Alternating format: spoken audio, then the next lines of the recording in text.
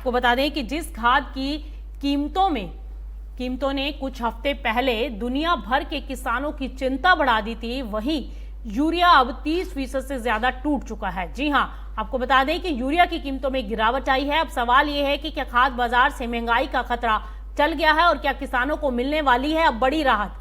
दरअसल जो मध्य पूर्व में तनाव से स्थिति पैदा हुई थी, खाद्य और कृषि जिंसों की महंगाई को लेकर अब वो कम होती दिखाई दे रही है। ईरान से जुड़े संघर्ष के कारण बाजार में जो रिस्क प्रीमियम जुड़ा था वो अब लगभग खत्म होता दिखाई दे रहा है।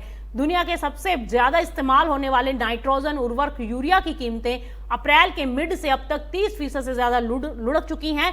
संघर्ष के दौरान जो तेजी देखने को मिली थी वो पूरी तरह से अब खत्म हो गई। दरअसल शुरुआती दौर में हॉर्मुज में जो बाधाएं देखने को मिल रही थी और वैश्विक यूरिया व्यापार जिसके चलते लगभग 1/3 हिस्सा उसका प्रभावित हो गया था, इससे अब फर्टिलाइजर की कीमतें उस वजह तेजी से बढ़ी थी और किसानों को उसके ऑल्टरनेटिव सप्लायर तलाशने पड़े थे। लेकिन अब स्थिति पूरी तरह से बदल चुकी है।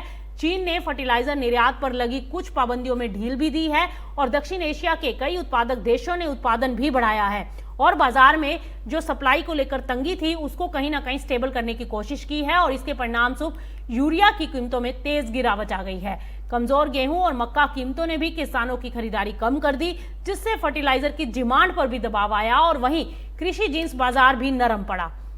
मिली रिपोर्ट्स के अनुसार मई के मध्य के उच्च स्तर से करीब 10% नीचे आ चुकी हैं और अमेरिका में फसलों की बेहतर स्थिति और उत्तरी गोलार्ध में शुरू हुई नई फसल कटाई से विश्व स्तर पर अनाज की सप्लाई मजबूत है।